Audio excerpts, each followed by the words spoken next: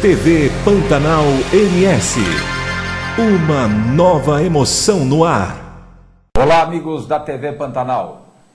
Estamos iniciando mais um programa Paulo Mansano Entrevista. Hoje eu tenho a grata satisfação de estar aqui ao meu lado o amigo, professor, doutor José Luiz Miquimba.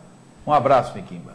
Boa noite, telespectadores da TV Pantanal MS. Boa noite, Paulo Mansano. Antes de começar a entrevista, eu quero parabenizar a TV Pantanal MS por esse espaço, esse grande espaço que dedica ao esporte, principalmente ao nosso combate do futebol. Parabéns. Miquimba, vamos iniciar. Primeiramente, vamos falar para os nossos telespectadores quem que é o Miquimba. O que ele já fez para nós aqui, porque nós conhecemos você desde que eu cheguei em Campo Grande, há 45 anos atrás, e já vi o Miquimba já lutando como professor de educação física, dando aula na rede estadual municipal, tendo a primeira academia de natação em Campo Grande. Miquimba, passa um pouquinho da sua história para nós, daqui a pouquinho a gente vai dar umas cutucadas aí em questões de Morenão. Nós iniciamos a carreira de professor de educação física em 1971, dava aula lá na Escola São Francisco, no bairro Racha, lá, né, no antigo bairro Racha, no bairro Cascudo. E comecei a dar aula lá por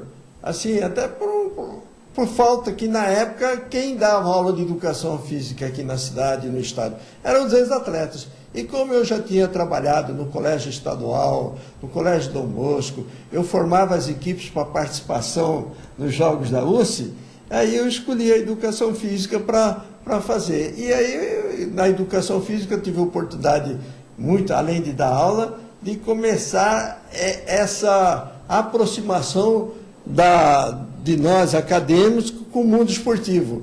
Então, criei os Jogos Universitários de Campo Grande, e os diretórios da época, né, da ERMA, da CLOB, da Engenharia, da Economia, e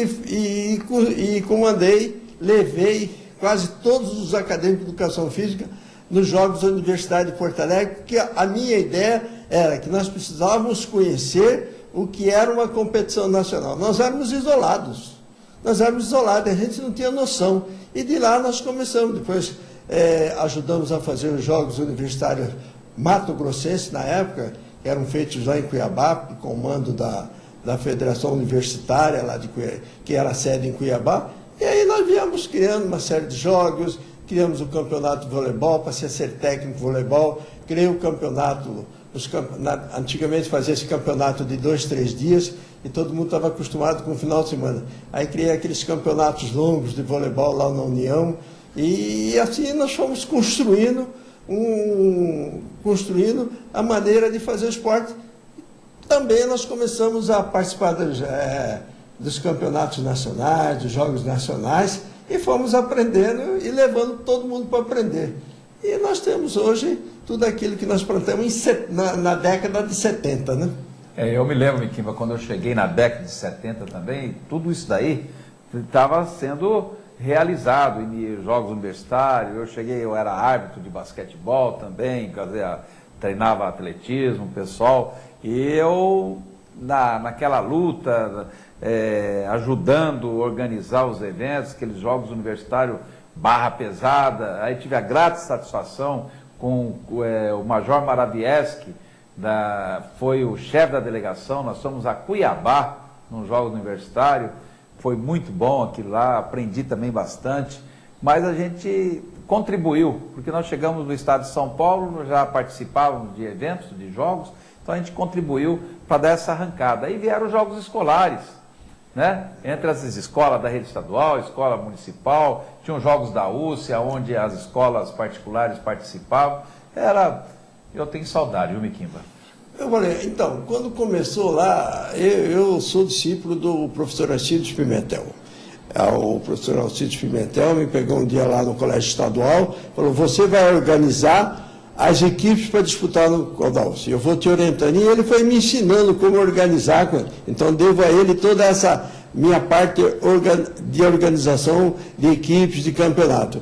E aí nós fomos caminhando. João Batista Mesquita também teve uma influência muito grande na minha formação de fazer esses campeonatos. É que naquela época a gente era isolado do Brasil e eu me preocupava muito.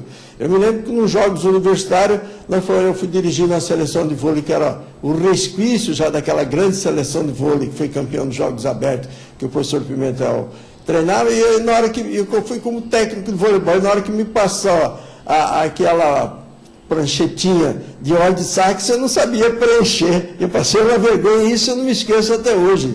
Nem eu, nem a professora Aldemir, ninguém sabia para que ele estava dando a ordem de saque. Então, um pequeno detalhe que vê o quanto nós estávamos afastados das competições nacionais e nós não sabíamos nem competir. Os cuiabanos já estavam mais adiantados um pouco do que nós, porque sempre eles foram os bons, né, nesse tipo de organização, na política. Eles nos ensinaram muita coisa também. Eu realmente, eu tenho saudade, viu? Porque ali foi quando eu cheguei, tinha os abnegados no atletismo, no atletismo nós tínhamos o sargento, que eu esqueci o nome, Santiago, organizava o atletismo, daquele jeito dele, né? Mas era o que a gente fazia, o professor Jair da universidade, e tinha os professores Eurdes. Então, eu acho que a gente tem que espelhar isso. E depois você resolveu fazer a medicina.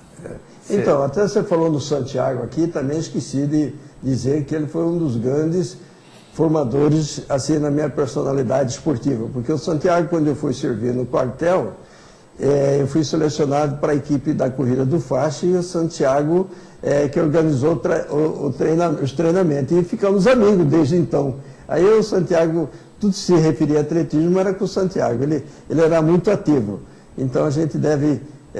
o Santiago merecia até assim, ser melhor lembrado e até ser, porque lá atrás, quem começou lá atrás, tem que respeitar o que ele fazia. Ele marcava a pista, ele cuidava ali do Belmar Fidalgo, ele nos ensinou muita coisa, antes do professor Jair chegar aqui. Mas antes do professor Jair, nós tivemos lá, nessas épocas duras, nessas épocas de ignorância, uma sabedoria do Santiago. Mas na época do Jair também o Santiago ajudava. Porque quando eu assumi a delegacia de ensino, junto com o Jair, depois eu fiquei sozinho, naquela época, o Santiago é o que me dava a mão. Eu corria atrás do Santiago, e eu acho que merecia uma melhor homenagem, né, Miquel? O Santiago está por aí, eu sei disso, ele está por aí, ainda está entre os viventes, né? Porque agora nós já estamos. Esse já não está entre os viventes, esse está. Santiago é um dos que está entre os viventes. Acho que nós teremos que lembrar do Santiago ainda enquanto é tempo. Está bem de saúde ele. Está bem de saúde, então eu vou trazer ele aqui. Eu vou trazer, acho que vai ficar contente. Eu acho que algum político aí poderia fazer uma homenagem para o Santiago, porque está na hora disso daí. É uma pessoa que ajudou muito. Então a gente vê que a grande transformação do esporte foi a criação da Escola de Educação Física, sem dúvida nenhuma.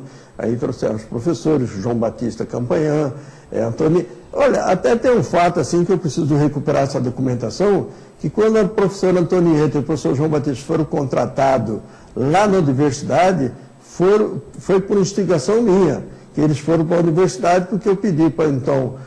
o vice-reitor, que era o Maimone, outro que nós devemos lembrar sempre, que deu muita força para o esporte, o professor Maimone, o doutor Maimone, ele contratou porque eu falei assim, é exigência do MEC que para os cursos de nível superior tenha professores formados, e os dois eram os únicos formados.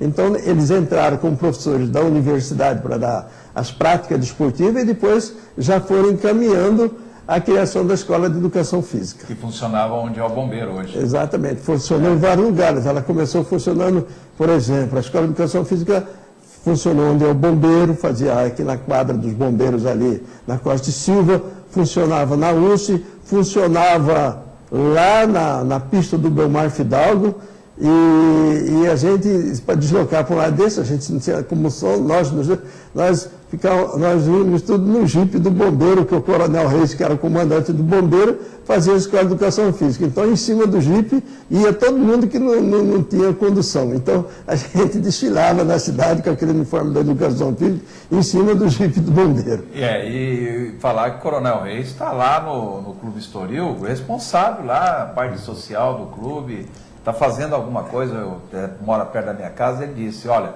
estou ali para não ficar à toa. E a outra pessoa que tem que ser lembrada. Tem que ser lembrado junto com o Coronel Silvio, porque o Coronel Silvio, na época, era subcomandante. Então, ele foi de muita importância para a criação e a consolidação da educação física aqui em Campo Grande. E o Coronel Silvio foi diretor de arbitragem da Federação de Futebol. Aí eles deslancharam, tiveram participação. Uma vez teve que sair de Corumbá, fugido, eu, Coronel Silvio e Francisco Cesário, num jogo do Corumbaense e Operário. Nós tivemos que sair no Camburão. O coronel, o comandante da Polícia Militar, sair no Camburão até lá nas balsas lá, né, que levaram nós. Não, essa história da arbitragem tem muita coisa interessante. Tem uma de Dourados também, que precisa alguém vir aqui para lembrar o episódio de Dourados lá, né? Que o dirigente invadiu o campo e ameaçou a arbitragem, o jogo teve que ser interrompido. Eu não me lembro quem era o árbitro e nem quem era o diretor. Olha, mas temos histórias e muitas histórias no futebol que a gente morre de rir. Um dos árbitros, ele passou aqui por nós, foi embora, hoje está em Nova Andradina, o Benítez, né? Foi, exatamente. Fabão Benítez, ele era um dos árbitros lá, tiveram até que, não sei se foi ele ou outro, que sacou a arma lá, senão iam morrer lá dentro do vestiário de hoje o futebol está civilizado, né? Hoje o futebol tem... Não, e acabou aquela... Campo da Leda. Acabou aquela mentalidade de que o time jogando em casa ia ser amedrontado pela torcida, principalmente pelos dirigentes. Hoje existe o respeito. Aliás, o estatuto do torcedor e todos os protege até o árbitro. Você sabe que se acontecer um negócio desse, está interditado o campo, perde o mando do jogo. Então isso ajudou muito, essa compreensão. Não se faz mais aquelas ameaças, mudamos muito, civilizamos. Agressões também, né? Em Dourados também, eu vi uma agressão em cima do amigo Antônio Flávio também, e que lá foi um absurdo, mas a vida se toca. A gente estava falando, e assim nós fomos formando o futebol, a educação física mudou esse pensamento, e aí nós começamos a aproximar das competições nacionais, e a gente tinha que ir para lá para aprender. Eu me lembro bem que uma vez veio o Bidu aqui, que era o árbitro nacional do voleibol, me convidou para trabalhar, eu fui o primeiro árbitro a trabalhar numa competição nacional de voleibol. Mas no intervalo eu comecei a olhar as táticas, né? As técnicas que se apresentavam às equipes. E eu comecei a filmar, e filmei tudo, como que o levantador infiltrava, porque quando eu comecei a treinar voleibol aqui, ainda era aquele levantador fixo, o máximo que mudava era o ponta de rede com o levantador. E não tinha as infiltrações, não tinha todo esse rodízio como a equipe faz. E eu tinha uma câmera Super 8 e filmei tudo. E eu ficava passando para aprender, fulano sai daqui, vai para lá, esse aqui joga aqui, nós fazendo tal bloqueio, fulano cobre. E eu aprendi com a ida em Campinas. E comecei, aí eu ganhei um livro do Mato Sudaira e comecei a adotar, a minha Bíblia era o livro do Mato Sudaira, que eu aprendi a treinar voleibol assim, né? Filmando, aí quando eu ia, eu filmava com a minha câmerazinha Super 8, e passava lá em casa e ficava olhando como evoluiu. Miquinho, vai depois ver a medicina. Pois é, aí quando eu terminei a educação física, eu já tinha uma matrícula, porque eu entrei primeiro na medicina, e pelo amor ao esporte eu larguei a medicina e fui fazer educação física. Aí como tinha vencimento do meu afastamento, que a universidade permitia até 3 anos de afastamento, que foi os 3 anos que eu fiz educação física, aí eu voltei para a medicina. Aí eu tinha que contar com o seu auxílio, do Zelão, põe as aulas só de tarde. Aí eu fazia medicina de manhã e dava aula de educação física à tarde e à noite. Agora eu tenho que pagar as matérias da tarde. Aí vocês ajeitavam para mim para uma escola que eu ia trabalhar à tarde. Então, graças a você que coordenava, o Zelão e outros coordenadores, eu consegui terminar a medicina. Porque na época também você podia matricular por disciplina e eu fazia um jogo. Até que a gente ganhava bem naquela época, como professor de educação física, podia até a gente fazer todo esse joguinho. Então eu fui fazer medicina. Aí na medicina, fui fazer residência no Rio, de ortopedia, fiz medicina esportiva, medicina reabilitação com pós-graduação e voltei para Campo Grande. Aí eu falei, do jeito que eu gosto de esporte, se eu for dedicar ao esporte, eu vou largar essa profissão aí, vou me absorver demais. Comecei então a dedicar só à medicina, porque quando você chega novo, você quer pôr seu nome na praça, quer se fazer reconhecido, e aí tinha aquele monte de plantão que ninguém tira, até eu ia tirar os plantões, porque o plantão era uma maneira de eu apresentar o meu serviço. Então eu fiquei uns 10 anos afastado assim, do esporte, eu fiquei nos anos de 84, até 90 e pouco. Mas quando a gente precisava de um médico, mas era aí, o médico que acompanhava. Como eu tinha aqueles vínculos de médico que estava ligado ao esporte, aí eu ia nos campeonatos brasileiros estudantis, nos jogos universitários, eu ainda ia como médico, mas era o máximo que eu fazia. E como médico eu trabalhei, continuei trabalhando, fui trabalhar no Taverópolis depois, aí eu fui para operar, aí eu trabalhei... Você trabalhou no operário, no CENE. Aí eu fiquei no CENE durante 10 anos, de 2000 a 2010, desde que o CENE fundou, e eu fui trabalhar no CENE e fiquei no CENE até 2010. Parece que está voltando, hein? O CENE está voltando, mas uma das coisas que eu conto do futebol é o seguinte, um dia eu reuni com a diretoria do CENE, falei assim, o CENE não ganhou nenhum campeonato nacional. Uma hora a comunidade lá do Reverendo Moon, que mandava aquele dinheiro para cá, eles não vão mandar porque vocês não foram campeão em nada. Então vai acontecer que um dia não vai vir esse dinheiro. Eu acho que nós devemos voltar a produzir com a escolinha, temos que burilar, porque eles tinham acabado com a escolinha. Eu fiquei muito chateado deles terem acabado com a escolinha, porque passou o Walter Rodrigues por aqui e falou que tinha muitos jogadores no interior de São Paulo, com 18, 19, 20 anos, que podia ser contratado, que não precisava gastar com a escolinha. E o CENE caiu na conversa do Walter Rodrigues e não produziu. Falei, gente, como é que... Walter Ferreira. Walter Ferreira. Como é que vocês vão burilar, vão burilar um diamante, vão garimpar um diamante? Como que é isso? Quando? Você tem que ter escolinha, porque vai aparecer na escolinha um craque. E vocês vão vender. Se não tem, vocês têm que preparar. Eu acho que a única preparação que tem é a gente voltar com as escolinhas, fazer umas escolinhas de verdade, e aí sim, aí nós vamos poder viver bastante tempo vendendo jogadores e tendo uma equipe. O senhor falou que não interessava o meu plano, eu mandei eles bater a conta e fui embora. E aconteceu, 4 anos depois, parou de vir o dinheiro do Reverendo Moon e o CENE... Daqui a pouco a gente continua, Miquimba, tá legal o papo e vamos para o nosso primeiro intervalo, né? Porque a gente precisa ganhar. TV Pantanal MS, padrão de qualidade no ar. TV Pantanal MS, uma nova emoção no ar. A emoção do futebol está aqui. Oferecimento: Cantina da Lu, Rua Gumercindo Pereira, número 180, Maria Pedrocian. Cimento e ferro e madeira para caixaria mais barato. Você encontra na Avenida Marechal Floriano, 785, Vila Bandeirantes, em Campo Grande. Cido e Companhia, o prazer de comer bem. Lava Jato Gaivota Azul, o salão de beleza do seu carro. Hotel e restaurante Vencedor, o seu lar em Rio Brilhante. Versátil Camiseteria, 3382-5597. União Indústria e Comércio de Plástico Limitada, 3378-8800. RG Engenharia, Rua José Maria Hugo Rodrigues, 54 Jardim Umuarama, 3341-4010. JV Tubos e Conexões, saída para Três Lagoas, entrada para sua casa. Cantina Mato Grosso, agora em Dourados, o melhor chopp do estado. Gabi Lanches, Rua Colombo, 1362 em Corumbá. Galpão Restaurante, o melhor cardápio da Cidade Branca, 13 de junho, 797. TV Pantanal MS. Uma nova emoção no ar.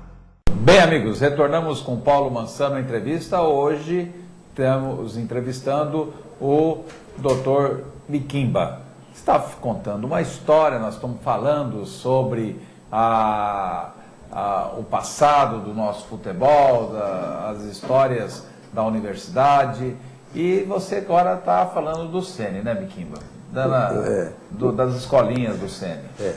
Aí eu estava dizendo, Paulo, você tem que me interromper e perguntar, porque senão eu falo demais. Não, tá interessante. Eu estava dizendo que eu chamei a atenção da diretoria do Sene, na época que eu estava lá, porque eles estavam abandonando a criação da escolinha. Primeiro que o Sene não soube aproveitar com 7 campos de futebol o grande trabalho social que eles fizeram. Eu falei, vamos divulgar, porque vocês trazem essas crianças do bairro aqui tudo para jogar futebol. Isso é um trabalho social que precisa ser divulgado. Eles não tiveram essa capacidade de divulgar aquilo. Eu cansei de dizer, cara, isso é o trabalho mais bonito que é feito no Sene, é trazer toda essa criançada aqui do bairro para jogar aqui na escolinha. E eles fizeram isso, mas não divulgaram. Eu falei, vocês podem até captar dinheiro com isso aqui.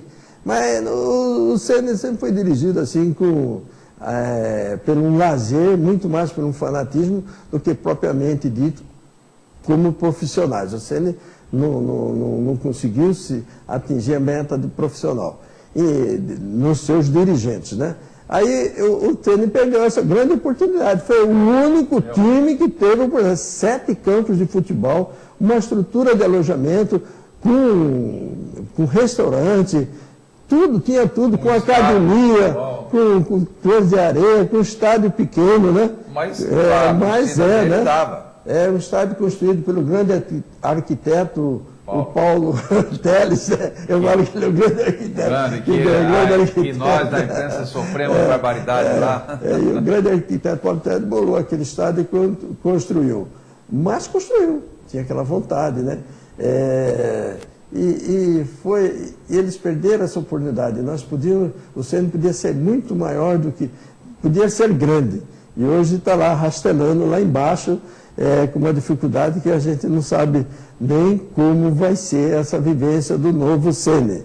Porque agora está afastado e ainda bem que conservaram aquele patrimônio lá. Aquele patrimônio, até uma história interessante daquele patrimônio, que teve um campeonato brasileiro que ele podia subir, ia subir para a Série B, só tinha a Série C. E como ele tinha um timão que jogou a B, até o Sérgio Manuel jogava no meio de campo, o melhor meio campo que já passou para o Campo Grande, tinha o Dubinha, era um timão e tinha aqueles guri da base, Jorginho, todo mundo. E ele fez essa. E aí a sociedade do Reverendo mandou um dinheiro, se não me engano, 300 mil, para dar de prêmio para os jogadores. Que eles dobraram, porque eles mandavam por mês isso, né? Eles mandavam $50 mil, né? Que eu lembro na época era $50 mil. E davam um prêmio de 300 mil. Nessa foi a única jogada inteligente que a diretoria do Sene, para mim, fez. Pegaram o dinheiro, não ganharam, foram lá e compraram aquela área que estava numa liquidação enorme, que fez todo aquele benefício. E essa sim foi uma jogada de mestre dos dirigentes do Sene. Era um dinheiro do prêmio. Isso foi eles que me contaram. Não estou inventando essa história. Foi o que eu escutei lá dentro do Sene. E fez aquele magnífico campo, aquela estrutura. Ninguém tem uma estrutura, ninguém criou uma estrutura igual àquela. Foi uma pena que o Sene não deu certo. Mas tinha tudo para ser o único time que poderia subir. Miquimba, nós vivemos o futebol aqui no Mato Grosso do Sul, o ápice dele. Nós tivemos a satisfação de ver, e também a decadência ano a ano. O que você coloca isso daí? É federação? São os clubes? que você acha que é isso daí? A ascensão, Paulinho, eu tenho um conceito de que foi a ascensão do futebol. Você se lembra que Comercial e Operário, ele era bancado pelos grandes fazendeiros. Sim. O Operário era os Coelho, os Pereira Martins, o Comercial tinha lá o Sr. Erci Barcelos, mas, se não me engano, Troncoso, mas uns outros pecuaristas. Então existia uma rivalidade entre eles, era uma vaidade. E o boi valia muito. O boi valia muito. Então, o que aconteceu? Os fazendeiros... É o que está acontecendo com o time lá do norte, lá do Mato Grosso, né? Mas lá é a soja, né? Aí, a soja, parece que está caindo exatamente. Também agora. Aí, o que aconteceu? O futebol foi lá em cima porque os fazendeiros colocavam o dinheiro lá. E capitaneado pelo tinha uma diretoria sempre séria, doutor Coronel Paulo, o Irineu Farina era uma raposa enorme. E o que aconteceu? Enquanto o boi sustentou o futebol, nós tivemos futebol bom. O dia que o boi caiu de produção, foi a derrocada dos fazendeiros, porque os fazendeiros tiveram que segurar esses gastos supérfluos que tinham, porque era uma vaidade. Aí o futebol nosso... E como nós não tínhamos indústria, ficou pior. Aí o que aconteceu? No lugar do boi vieram os gaúchos. Hoje os gaúchos dão dinheiro para o Internacional e para o Grêmio e não dá para Operário Comercial. É uma grande verdade, isso já escutei Marum falar, Roberto Reck fala isso, né? Eles não contribuem, mas são fanáticos lá pelo Grêmio Comercial. Sim, sai daqui e vai assistir. Então, nós não temos, eu não sei quando que nós vamos recuperar, porque quem que financia o nosso futebol? Aí fica o Operário, com o esforço de uma diretoria. Esquecemos Comercial também, tem a família Zaran. Tinha a família Zaran, aí fazem rodada de pizza, feijoada, para poder ir pagando. Mas nós não temos. O que pode acontecer, ainda para melhorar o nosso futebol aqui, são as usinas de álcool, como a de Rio Brilhante. Que eu acho que o pessoal do Rio Brilhante devia ter uma dimensão maior de como produzir um futebol, uma escola de futebol, então, porque ele tem... Não sai nada lá. Lá em Interlagos acontece um fenômeno, porque quando essas empresas vêm para cá, vêm com aqueles benefícios fiscais. Aí nós vamos ter que esperar os 10 anos de benefícios fiscais para ver se eles conseguem investir, porque aí consegue desviar, porque aí tem as leis de incentivo, mas por enquanto eles gostam de incentivo fiscal, também não tem essa aí. Estão ligando. Pouco ligando para o nosso futebol. Porque o que é produzido aqui vai embora. A única crítica, às vezes, que eu falo em termos de federação, eu sei que a federação tem suas dificuldades, a federação funciona, mas o que você pensa bem, a federação, ela não consegue dominar os times assim, influenciar na administração dos times, e nem vai fazer isso assim, porque ela já tem dificuldade até de carregar a si mesmo. E aí os times do futebol hoje, tirando algumas exceções, o Curumbaense às vezes, aí o Águia Negra, todo mundo depende de um mecenas, um empresário. Então, nós não temos uma força econômica, por exemplo, tem a força econômica, o Cuiabá. O Cuiabá é uma força econômica, tem um grupo lá ligado a uma rede de distribuição de pneus, que consegue manter e fez um planejamento para chegar um dia na Série A. Mas tinha um presidente lá que é como quando começou o Operário Comercial aqui. Na hora que ele parar também, o Cuiabá esquece. Não, o presidente de federação? Não, o presidente do Cuiabá. Ah, bom, é uma família. Então. Eu já tive a oportunidade de conversar no jogo do Cuiabá com eles aqui, lá na cabeça. Que a emissora de rádio veio aqui, veio como comentarista. E eu tive a oportunidade, aquilo é uma família. Quer dizer, eles, na época, eles veio até, jogaram lá no campo do Sene, era uma chuva enorme, não sei se você lembra. Eu estava. Chovia para tudo que a gente nem conseguia transmitir. Eu faço comentário lá para a antiga Rádio Cultura. E nós conversamos, entrevistando ele. Ele falou, nosso planejamento é porque daqui 2, 3 anos a gente chegar lá na Série B e talvez mais adiante na Série A. Eles tinham um planejamento. O ano que vem, me lembro que naquele ano, falando que vem, o nosso futebol vai ser autossuficiente. Não sei se tornou autossuficiente. O que ele dizia? Não vai depender mais da família, não vai depender mais da distribuidora de pneu. né? Ele faz recalchutagem, vende pneu todo dia. Espero, né, que isso ocorra lá. Então ele dizia isso. E o Luverdense, que é um time lá, mas o Luverdense tem influência política, tem Agora, o que a eu estou sabendo soja. do Luverdense é o problema dos fazendeiros que estão parando de pôr dinheiro. Então, é que... E aí está caindo. Estava na beira, caiu para dentro. Lá, teve um dirigente do Luverdense, foi até ministro, né? Substituiu o Blairo Maggi, era um assessor do Blairo Maggi, então ele, o ministro é ministro, né? Se a Tereza Cristina aqui juntar os sojistas daqui e os pecuaristas, é capaz dela mudar o futebol. Imagina, a Tereza Cristina, uma mulher. Mas vamos esperar que ela tenha. Vamos incentivar. Não vai fazer isso, com certeza. Lá a pessoa que fez isso aí gostava do futebol. Então subiu. Então a gente fica esperando o Messias aqui, viu? Nós esperamos, né? Kimba, a situação do comercial hoje deve... O presidente falou aqui, falou para mim, eu devo 1 milhão no meu CPF. Pois é. É muito dinheiro para ele. Então, mas aí você veja bem do comercial. Às vezes o dirigente, quando o Carlos Alberto Assis foi presidente do comercial, eu disse a ele, construa a sede que você vai ficar eternamente no coração dos comercialinos. Por quê? Tinha uma área, eles fizeram a negociação da antiga sede do comercial ali na Rua Brilhante, e estava inciso que a construtora lá que ia fazer o espaço lá, o Comper, lá, construiria o centro de treinamento do comercial. Não houve. Eles preferiram investir no time, né? Não construíram a sede.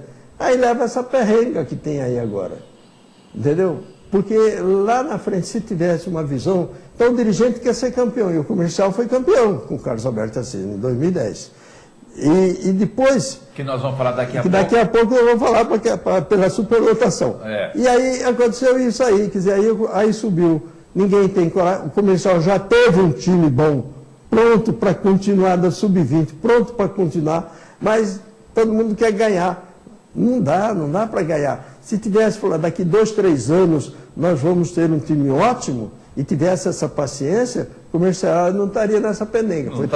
Foi trazer os profissionais, tudo indo, quis prestigiar a base da casa, e acontece que está aí nessa situação. Um dia, não sei nem se fecha, se vai continuar. Eu tenho uma notícia aí que provavelmente o ano que vem o comercial, se não ter uma reviravolta aí, o comercial não vem.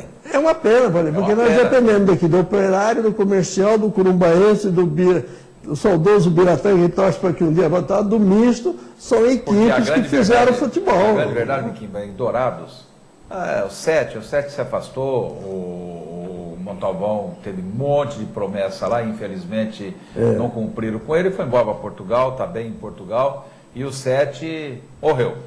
Agora, o Biratã não poderia, que a torcida de Dourados é o Biratã. Até hoje, eles falam lá para mim, eles são o Biratã está no coração do Douradense, né? Douradense. Foi uma pena que o Biratã não conseguiu deslanchar. É difícil o nosso futebol, eu reconheço que é difícil. Nós teríamos aqui que... Aí um dia me perguntaram, o que você acha uma saída? Eu acho difícil. Sabe por quê, Paulinho? Eu não vejo grandes patrocinadores vir para cá, para Campo Grande, também não vejo. para o Mato Grosso do Sul. Agora, não existe aqui, nem do comercial, nem do operário, de nenhum clube aqui do estado, um planejamento. O campeonato é o ano que vem, já deveriam estar reunidas as diretorias, correndo atrás, com o projeto na mão, vendo o que vai fazer, mas nada. Aí chega faltando 1 semana, 2 semanas, monta que time. Essa credibilidade que perdemos. Por que o pessoal não vem aqui trazer o patrocínio? Porque não tem credibilidade, ninguém acredita. Eu acho também. Eu acho que perdemos essa credibilidade, que precisa ser resgatada. Nosso futebol um dia vai virar outra vez, vai melhorar. A credibilidade também é naquelas rendas que o estádio tinha 28, 25 mil pessoas e anunciava 12 mil, 13 mil. Isso daí caiu muito a credibilidade lá fora, com os clubes grandes. Clube grande hoje não quer jogar em Campo Grande, na Copa do Brasil, isso não querem, porque sabe que hoje eu não sei se poderia acontecer isso, mas que não divulgam o número de pessoal e nem a renda total certa. O Morenão diminuiu, a grande verdade. E muito. Encolheu. Mas eu ainda acredito no nosso futebol, porque o futebol é o esporte do brasileiro. E aqui o pessoal gosta do futebol. Gosta. A gente tem exemplos aí. Eu tenho um filho já de 39 anos e filho de 35. Eles não torcem para nenhum time daqui, torcem para time de São Paulo. E olha que eu levava no estádio, mas eu falava, pai, torcer para quem? Não tem jogo aqui, não tem isso. Então, eu acredito que eu falo, o Morenão hoje, se tiver jogo no Morenão, tem jogo no Morenão, a maioria do torcedor lá é de 45 anos para cima. Com certeza, o único time que conservou sua massa torcedora, que existe um fanatismo que eu acho que precisava alguma coisa melhorar, o Corumbaense. O Corumbaense ainda leva 5, 7 mil pessoas no jogo lá, e o Corumbaense, o povo corumbaense, o meu povo, né? Ele tem essa paixão pelo futebol. E se tivesse algum incentivo maior, porque Corumbá também é uma ilhinha, que não tem de onde tirar. A única vez que podia dar certo, quando o Eike Batista resolveu patrocinar o Corumbaense, mas foi no mesmo ano que ele quebrou aí não conseguiu dar aquele... E Kimba, segura um pouquinho aí, porque nós vamos falar agora de Morenão, depois do intervalo, tá? Nós temos muita coisa para falar do Morenão. TV Pantanal MS, padrão de qualidade no ar.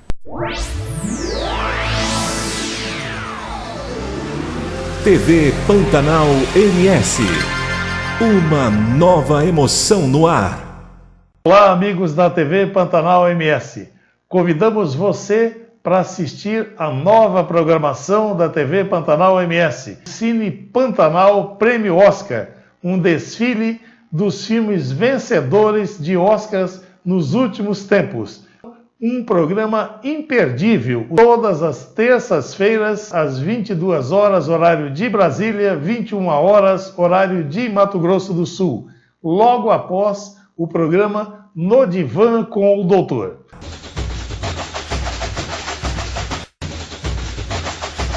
Oito da noite, ao vivo, na tela da TV Pantanal MS. Video Classics, o programa que leva você a uma viagem ao mundo do videoclipe. Apresentação DJ Marco Ferrari. Programa Crazy Shake, todas as segundas, 19 horas, horário oficial de Brasília, aqui na TV Pantanal MS. Alô, amigos e amigas da TV Pantanal que nos acompanham, quero convidá-los para assistir todas as terças-feiras, às 20 horas, horário MS, 21 horas, horário de Brasília, o programa No Divã com o Dr. José Magno. Pantanal Games, todas as sextas, meia-noite, horário oficial de Brasília, aqui na TV Pantanal MS. A emoção do futebol está aqui. Olá, amigos da TV Pantanal.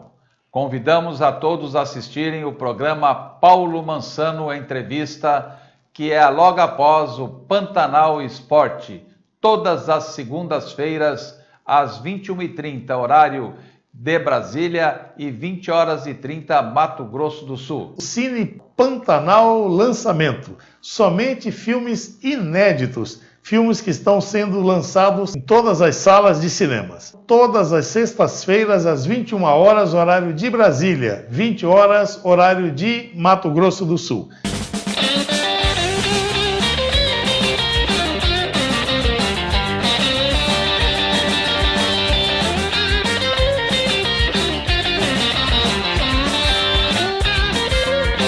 O programa Mostra-se TV.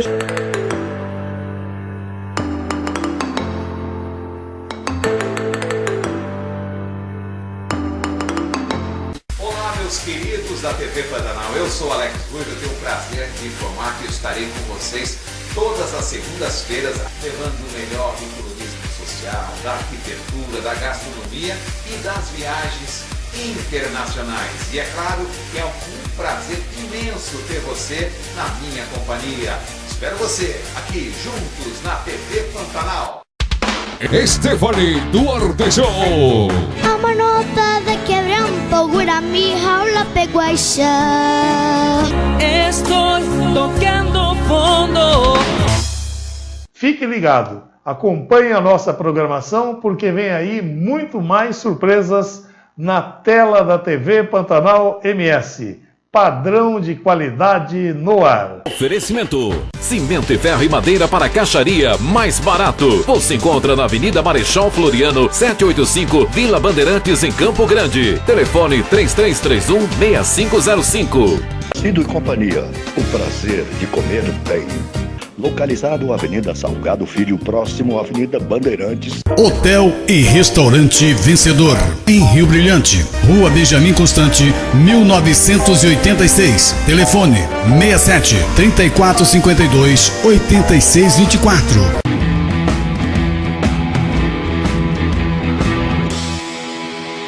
RG Engenharia, Rua José Maria Hugo Rodrigues, 54, Jardim Umuarama. União Indústria e Comércio de Plástico Limitada, 3378-8800. Versátil Camiseteria, 3382-5597. JV Tubos e Conexões, saída para Três Lagoas, entrada para sua casa. Cantina Mato Grosso, agora em Dourados. Gabi Lanches, Corumbá, Galpão Restaurante, o melhor cardápio da Cidade Branca. Lava Jato Gaivota Azul, o salão de beleza do seu carro. Rua Dolor de Andrade, próximo ao Comper São Francisco.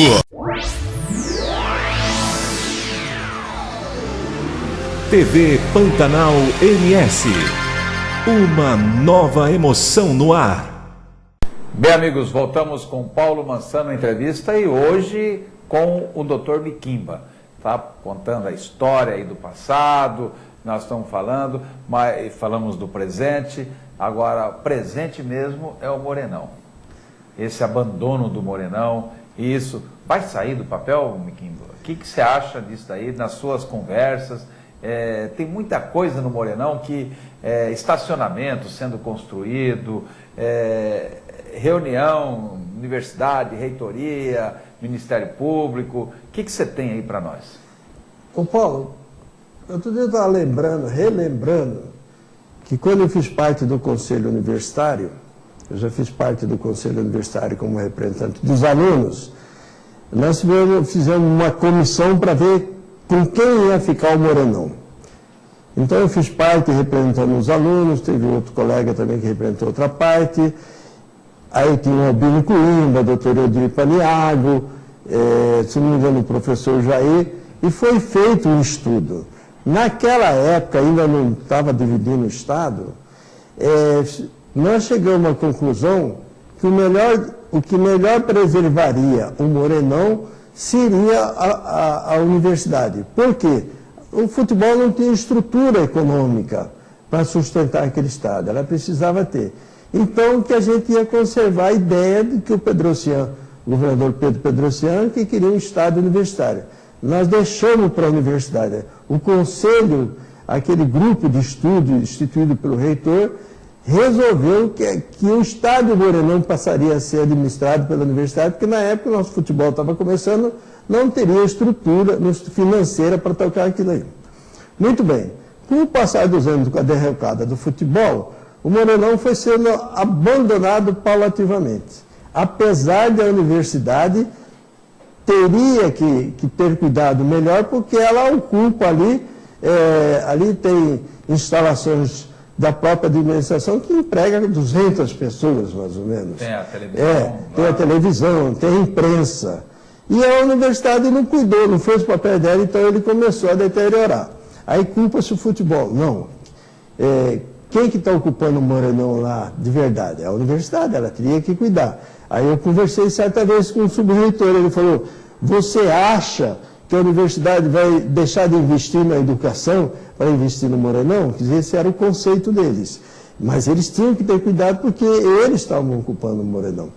Agora, eu chamei a atenção, eu vi que o governo do estado quer colocar lá 4 milhões, eu questionei o seguinte, como é que vocês vão colocar 4 milhões para reformular o estádio todo, reformar o estádio, eu acho até muito interessante isso, porque eu também sou a favor, que aquilo é um patrimônio, vale milhões, e nós temos que ajudar a preservar aquilo. Não sou contra que o governo faça essa atuação, mas eu fiquei assim, meio chateado, não, fiquei fazendo uma análise, porque eu percebi que a universidade não dá importância realmente para o Morenão. Começaram a construir no estacionamento. Chamei a atenção quando foi o primeiro ponto. Primeiramente, cercaram o estacionamento e não deixaram nem pôr carro. Então, quando o estádio foi construído, o planejamento da época, e eu sempre participei dessas discussões lá dentro, é que o estacionamento seria em toda a universidade.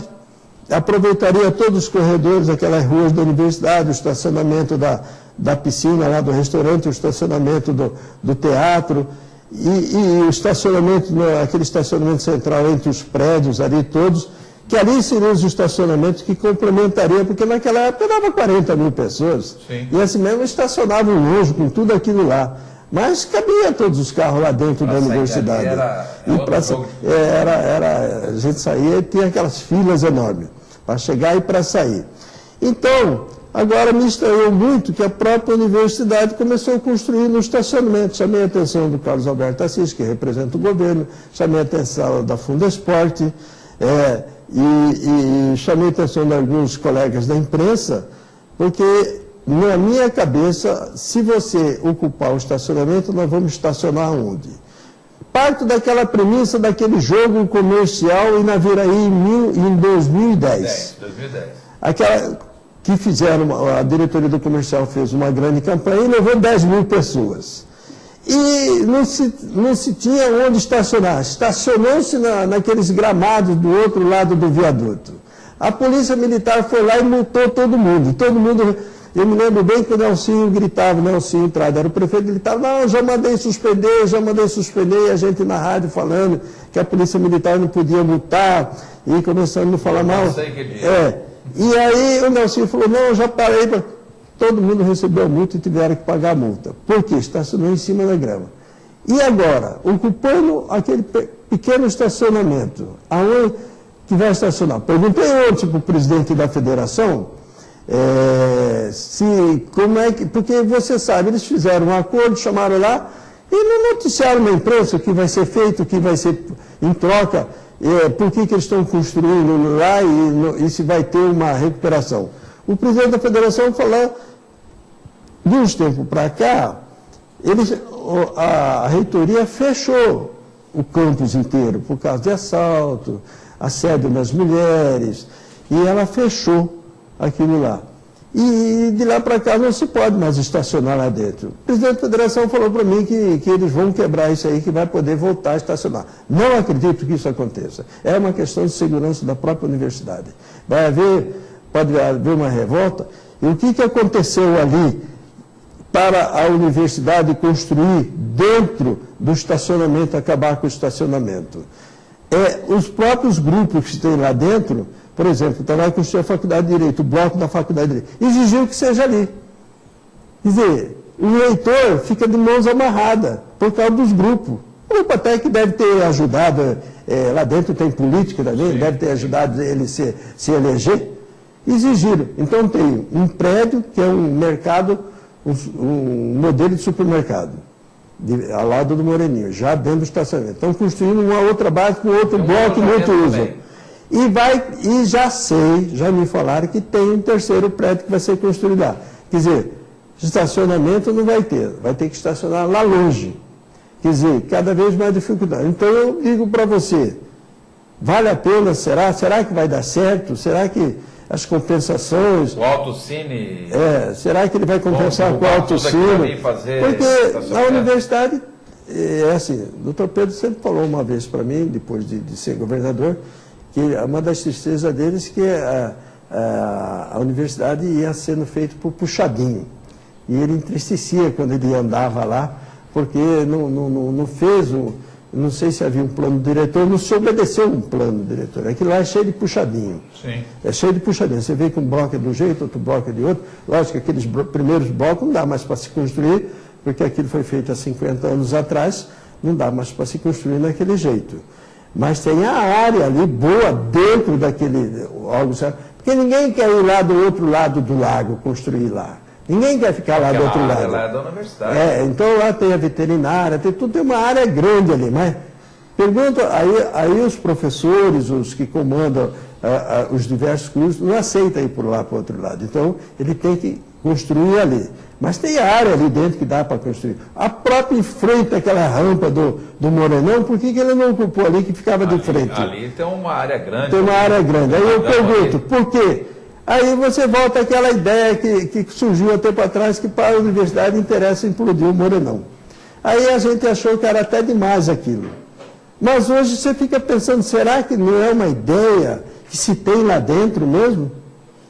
Isso aí já está plantado lá, que um dia, eu acho que se abandonar vai ter que implodir, ou vai ter que fazer umas construções para segurar o Morenão de outra maneira.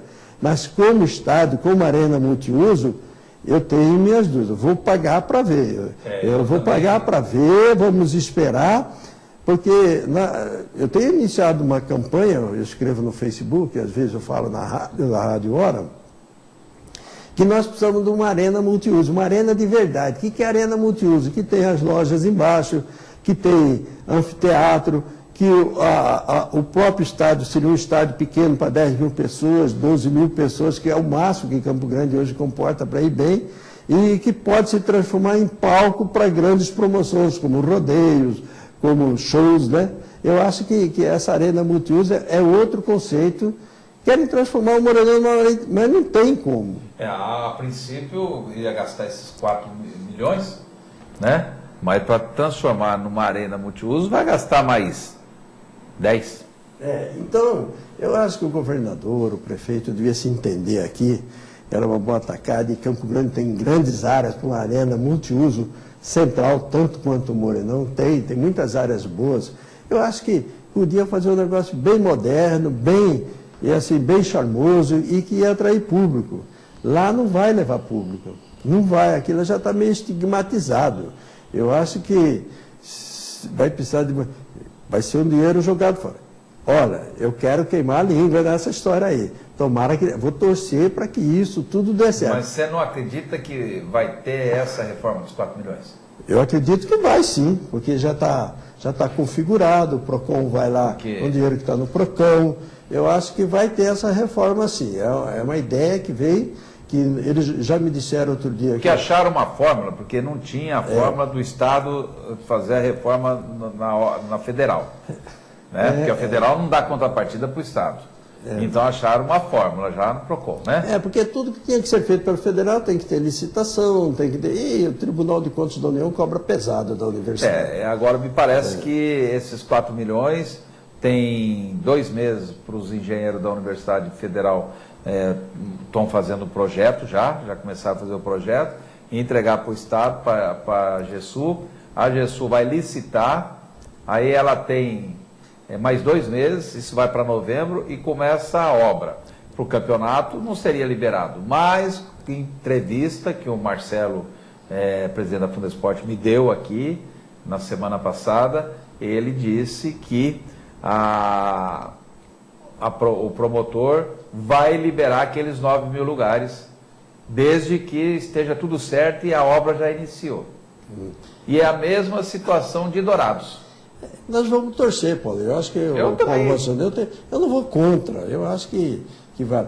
Mas eu acho que, num longo prazo, isso aí não vai ser muito viável. Eu acho que eu vejo o seguinte, Miquimba, eu acho que nem precisa ser tanta pressa.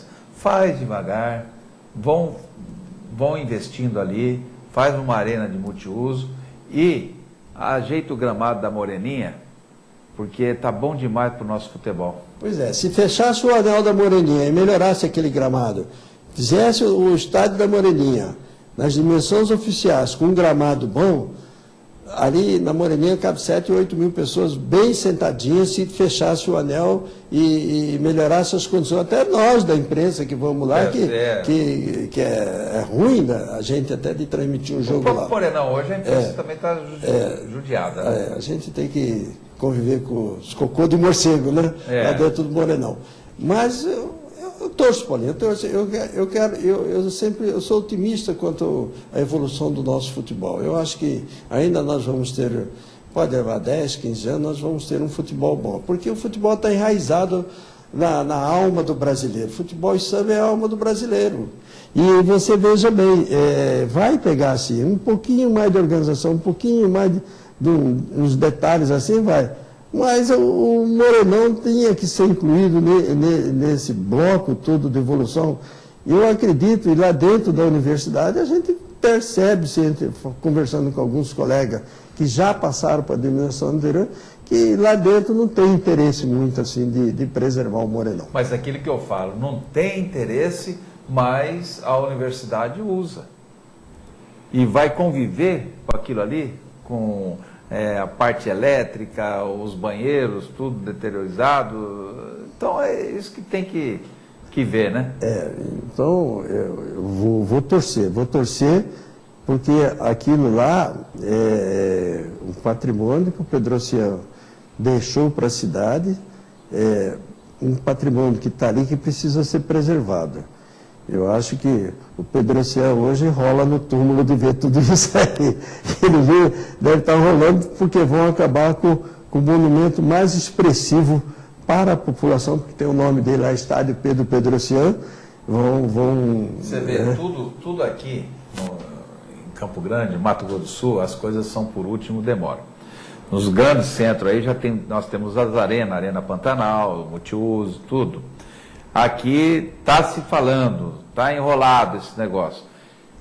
Pedrocian construiu a Ayrton Senna. Aquela pista de atletismo era para ter saído. Ele entregou tudo cimentado já preparado para pôr só a borracha em cima. Entrou governo, saiu governo, conseguiram acabar com aquilo lá, tiveram que tirar tudo, fazer de novo o serviço e agora estão emborrachando depois de 25 anos. Aquela história lá eu participei.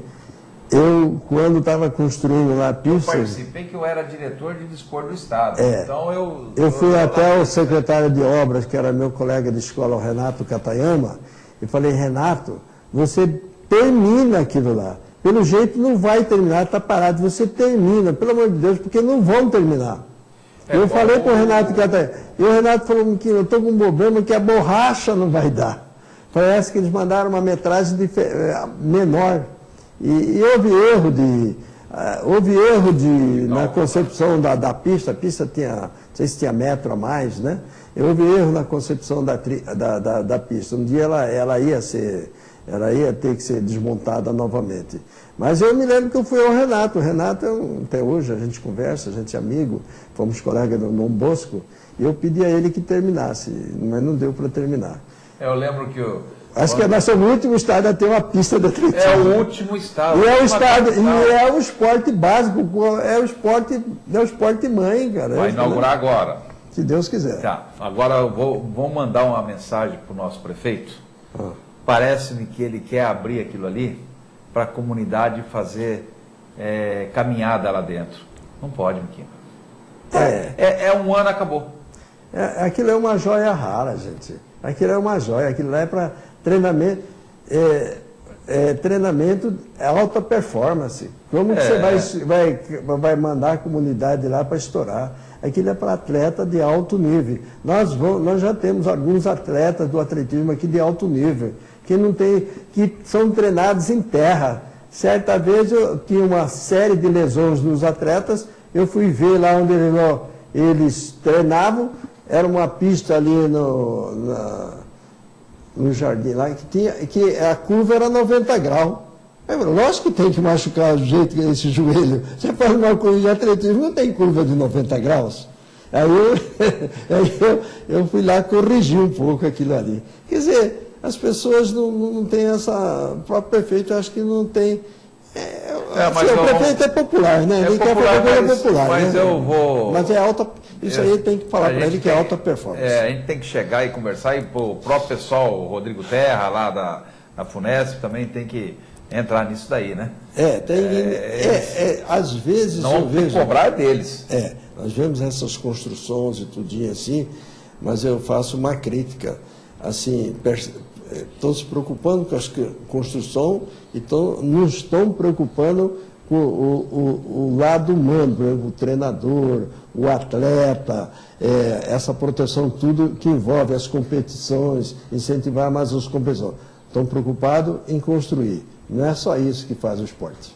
Miquimba, fico agradecido a sua presença, já devia, né? Você teve problema de saúde, não pôde estar aqui, nós tivemos que mudar e hoje eu tenho a satisfação de ter recebido você aqui na TV Pantanal e a gente fica contente, o Valdinei, o diretor-geral da TV agradece a sua presença aqui hoje e a gente nós ficamos satisfeitos com esse bate-papo mais formal que nós tivemos e foi interessante e acho que serviu aí para a meninada, para os nossos companheiros de imprensa, para todos, um pouquinho da história, porque se a gente escrever um livro tem coisa, né, Miquimba? Tem coisa, eu acho que é bom ir gravando e guardando essa gravação, que daqui a um tempo eu já não vou lembrar muita coisa. Miquimba, boa noite, boa noite, é um prazer eu estar aqui, mais uma vez cumprimento Valeu. a TV Pantanal por esse espaço que dedica ao esporte. Parabéns, Valdinei. TV Pantanal, padrão de qualidade no ar. TV Pantanal MS. Uma nova emoção no ar.